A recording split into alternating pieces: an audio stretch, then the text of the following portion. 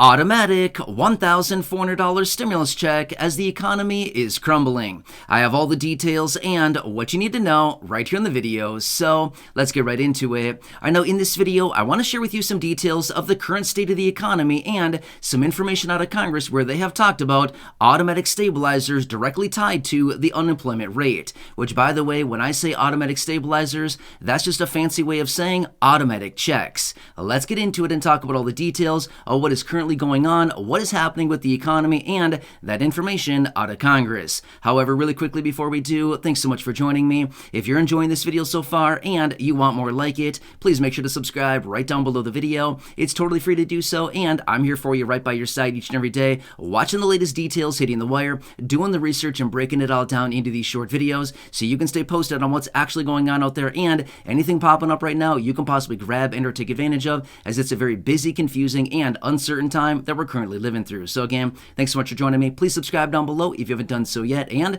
I'll be here for you every single day, no matter what. That's my promise, and as always, I'm sticking to it. All right, thank you so much. Let's get into it and talk about the current state of the economy, what is going on here. There's a lot of weird things that have been happening so far this year, and I want to talk about the second half of this year according to what they're talking about. And then again, I also want to hit on and discuss that information out of Congress where they have talked about automatic stabilizers. Again, sounds pretty cool, right? I mean, seriously, I don't know. It just seems like a cool phrase. Automatic stabilizers. It's like, wow, to stabilize everything, right? Well, yes, that's exactly the idea that they have floated. All right, so first off, let's quickly talk about the economy here. And I know that some of you, and I may see some comments down below in the comment section saying, why do we care about the economy? This has nothing to do with getting us a check. Well, let me clarify that. Yes, it actually comes directly related to what is going on with the economy and the distribution of checks, okay? Let me talk about this for just a second here. Here's what happens. When the economy goes into a contraction or a recession, whatever we want to call it, an economic contraction, a crash, whatever they call it, literally the verbiage changes all the time. When we see an economic contraction, that is what they do. They print money and they send it out in the form of stimulus checks. We saw it back in 2020. We saw it in late 2020. We saw it in early 2021. We saw it in 2008, 2009. We saw it in 2000, 2001. All of these great busts in the economy, they print out money and they send it out in the form of checks. We see it all the time. The whole purpose behind that is they know that if they give the American people money, we spend it. And they know that that stimulates the economy very, very quickly, okay? So even though a lot of us think that, oh, it was all tied to COVID, well, yes and no. It was tied to COVID because COVID is what closed down the economy. Well, the economy was crashing and burning at the time. Remember that? Everything was closed down. They needed to get a lot of money into the economy really quickly, which is why they did that. They printed $6 trillion over the course of about 14 months. It's a ton of money, right? So anyway, my point is that is why it is so important. Now, so far this year, we've had a lot of really interesting things happen. Like a couple months ago, we had the banks breaking down. Remember that? In the course of about 48 hours, we had 3 major banks here in the United States crash. They just totally gone, like evaporated within like 48 hours. Weird stuff, right? That is not normal, by the way. And according to what people are suggesting is that is just the start. This whole banking crash that we saw earlier, that is just the start of what is likely to come in the second half of this year as well, right? So this is what they're now talking about. Now, they're also suggesting that all of the interest rate increases that we saw last year out of the Federal Reserve, remember, we've been talking about this for a long time now, it's about a year and a half now. The Federal Reserve has been aggressively raising interest rates since the beginning of last year, all the way through last year and into this year now. They've been raising interest rates. Now, this year, it hasn't been quite as aggressive as what it was last year in 2020. Where they raised interest rates 4 times consecutively, 75 basis points, which is 3/4 of a point, every single meeting there for 4 meetings consecutively. And then they also had a few 50 basis point rate hikes as well. Now, a lot of that at the time, as they raised those interest rates, it didn't really have a whole lot of effect in the exact moment. However, now, here's when we're starting to see the effects of this, okay? It takes a very long time, as I've been talking about, it takes a very long time for a lot of this to kind of work its way through the system, but when it hits, it's like a big old wrecking ball smashing against the side of the building, right? And that's kind of what happens here, okay? Takes a long time, but eventually the cracks in the economy start to emerge, and when they do, they get really wide really fast, okay? Like the big cracks in the ground that you've probably seen at some point in your life. If the ground is too dry, all of a sudden you see these huge cracks open up. Have you ever seen that? Super weird stuff, but I've seen it in real life when I was younger, like huge cracks in the ground. It's like, this is super weird, like a big crack you can literally stand in, right? So anyway, my point is, it's the same kind of thing with the economy. It takes a very long time to happen. It takes a long time for this process to open up, but when it happens, it's a big situation, and all of a sudden they go into panic mode and they're like, uh-oh, this economy is going down, right? Now here's what I want to talk about really quickly. It all comes down to the unemployment rate. Now, again, this is not, the deciding factor, but this is a major, major key factor when it comes down to what Congress talks about, like the automatic stabilizers that I mentioned earlier, as well as when it comes down to them determining where the economy is sitting, okay? The unemployment rate tells us a ton of information about the health of the economy. Let me say this really quickly here. I don't want to turn this into a huge lesson talking about the unemployment rate and jobs and stuff like that, but let me illustrate this because this is so incredibly important. When the economy is strong, okay, when there's a strong, robust economy, when there's growth in the economy, jobs are being created, the unemployment rate is low, and again, things are good, right? When there's a slowing economy, an economic contraction, a recession, again, whatever you want to call it, jobs are being lost, as in people are being laid off, businesses are closing down, there's bankruptcies, the unemployment rate is rising, okay? So that is a sign of a not very strong economy. Well, even though right now it seems that the economy is still relatively strong because the unemployment rate is still low. However, this is a lagging indicator, okay? It's a lagging detail with the economy, okay? So when we look at the unemployment rate, we might be thinking, oh, it's still very low. Well, yeah, that was last month, okay? The unemployment rate that we're currently looking at and all of the latest reports are always, from the previous month. So it's looking in the rear view mirror rather than looking out the windshield of the car. We're looking through the rear view mirror. So we're looking in we're looking in history, back in time at the unemployment rate. Now, again, it's still historically very low, which a lot of times we look at this and think, oh, this is great, right? The unemployment rate is super low. Yeah, it might be good, but guess what? There's only one way for it to go. And that's for it to go up, right? So this is what we've been hearing about. And what a lot of people are also suggesting is that with the current state of the economy and everything that's going on right now, this unemployment rate is historically low. From way back in the 60s, the last time that we saw the unemployment rate this low was way back in the 60s. Well, it's not necessarily a good thing. For the short term, it's a great thing. But it simply means that if we're at full capacity, as in the unemployment rate doesn't really fall much lower than it is now, okay? That means if we've pegged a bottom, there's really only one way for it to go, and that is up. Now, here's another thing that I want to point out really quickly, which is, does it seem a little bit weird that these numbers continue to come in very strong when we clearly see all the reports out there that I've talked about in other videos over the last, 6, 8, 10 months or something, where we're seeing these huge corporations laying off 10, 15, 18, 20,000 people at a time, 5,000 people here, 20,000 people going there. We're seeing this across huge, huge corporations right now, laying off thousands, tens of thousands of people at a time. Does it seem kind of weird that the unemployment rate and all this economic data that keeps coming out shows the economy being so strong? I don't know. Something about that seems very fishy. Like, wait, are these numbers even accurate in the first place? Again, I'm not going to sit here and, come up with some conspiracy saying, oh, no, it's all rigged. But I don't know. It seems kind of weird to me, right? When we've been seeing this for a very long time and we continue to see very strong unemployment numbers. Just saying, okay? But either way, here's what it comes down to.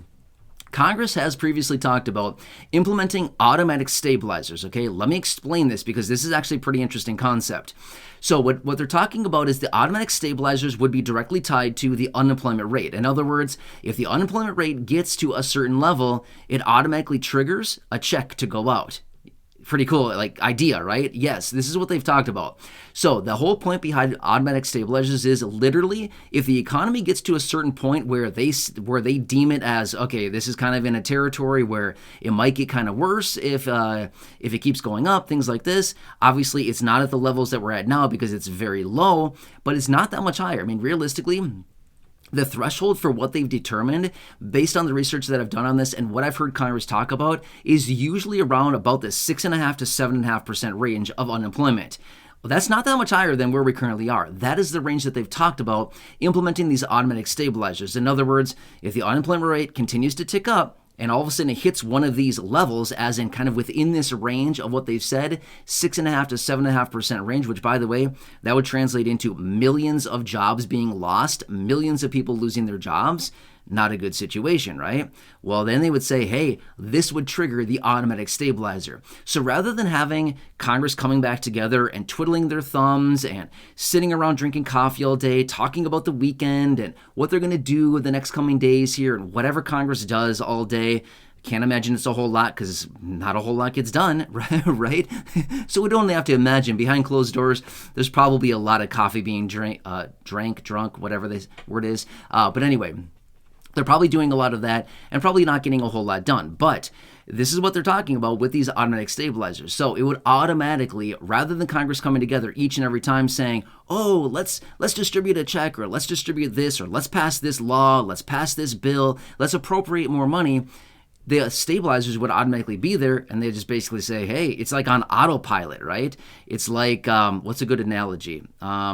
I'm not really sure. I was going to try to think of a good analogy to kind of give an example, but I'm honestly not even really sure what a good one would be. It's maybe like a thermostat, right? Maybe that's a good idea, or like an analogy, right? So it's like a thermostat in your house, right? So maybe, it's set to say 73 degrees or something like that, and it's say 90 degrees outside, right? Well, all of a sudden the temperature of your house turns up to 74 degrees. The thermostat automatically kicks on the air conditioning, and it turns on, and it brings the temperature back down to 73 degrees, right? So it's an automatic mechanism, right? So as soon as that is triggered, boom, it turns on and it brings it back down. So the same thing would be with these automatic stabilizers, where they want to talk about this and where they're talking about having these in place so that when the unemployment rate reaches this level, they don't even need to come together. They don't even need to talk about it. It's just an automatic trigger. Boom, it's hit the level. Let's send out checks. So interesting concept, right?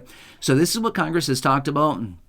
And I want to bring this to your attention because according to everything that I'm reading on this and according to everything that I'm watching, and again, I always like to read both sides of the story. You always hear varying opinions, right? In some situations, you hear people say, oh no, it's going to get really, really bad. The second half of 2023, we're going to see this major economic contraction. We're going to see unemployment rate hit 7% plus, which is what I've been hearing, by the way, which is what I've been reading for quite a while now. We're going to see, major industries contracting. We're going to see all kinds of different things like this, okay? So that's on one hand. Now, on the other hand, we're seeing other people suggesting, oh no, the economy is very strong. The economy is very robust. We're seeing a very low unemployment rate. We're seeing a lot of hiring. There's huge job openings out there, which, by the way, there's about 10 million plus job openings right now across the entire United States. So they're suggesting, no, this is a very healthy economy. Well, we'll see. Only time will tell. I mean, seriously, somebody will be right. Who's going to be right? Well, we won't know until we actually see it, right? But again, all of the effects of what the Federal Reserve is doing and what they've been doing through all of 2022 and so far in 2023, they've been continuously raising interest rates. So we're not just going to skate by with this and just say, oh no, the effects out of the Federal Reserve didn't have any impact. Well, it's going to have an impact, okay? It's going to have some impact. It's going to have far more impact than what we've seen so far. It's had virtually no impact, right? Maybe it's brought down inflation a couple points, but not much. Inflation is still very, very high, even though considering a couple years ago, it was actually about 2 years ago now, we had Janet Yellen, the Treasury Secretary, and Jerome Powell, the Chairman of the Federal Reserve, both of them who are, very smart, respectively, when it comes down to economics and things like this. They were both out saying, oh, don't worry, everyone. This inflation we're dealing with right now is transitory. In other words, it's going away soon. Here we are 2 years later, and I'm sorry, but inflation is still very high. So I'm not sure about you, but 2 years to me is not soon when it comes down to high prices on literally everything. But what do I know, right? They're supposed to be the experts, but here we are. The timeline tells us the truth here, and we can clearly see 2 years later, inflation still very high, even with all the efforts out of the Federal Reserve. So, raising interest rates. Anyway, this one I want to bring to your attention here. We will need to continue watching this very closely, but it looks like, according to what I'm reading on this and according to the research and everything like that, it looks like you just never know. What they're saying is the second half of 2023, may be an interesting time of year as far as the economy goes. If we see a major crash and burn, in fact, let me throw this out there as well. The Federal Reserve also indicated in their minutes from their FOMC meeting, they actually project that we will see a mild recession in the second half of 2023. They even said that, the Federal Reserve, in their minutes. So basically, that's just like it's basically just like a synopsis of what they talked about, the minutes, right? So anyway, that's what they've even said. But again, remember, just because they say a mild recession, do you think that they maybe said that in such a way so that they don't, bring panic and fear into the markets and into the economy? They're not going to come out and say, we're going to see a full-blown recession in the second half of 2023.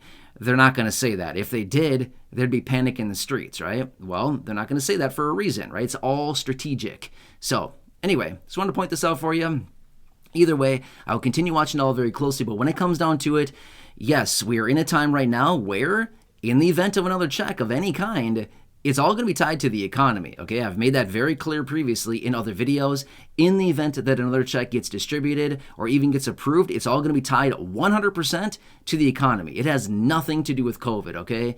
Even though the first few that we saw a couple of years ago were tied to COVID, just because that was the current situation, that was the reasoning behind the economic slowdown and the economic crash during that time, it was because of that. But either way, it was still about the economy. It was about revitalizing and bringing back the economy after seeing a major contraction. Okay, makes sense? Anyway, as I do get more details on any of this, of course, I'll continue watching it very closely. I'm watching a ton of different things right now, every single day, as I have been for the last few years now. There's a lot of different things going on. I'm trying to bring you the best information as quickly as possible in these short videos. So again, please make sure to subscribe down below if you haven't done so yet. Share the video with your friends, family, social media, and go back and check out any of the other thousands of videos here on the channel. Until next time, enjoy your day, take care, have a good one, stay cool out there, and catch you again later.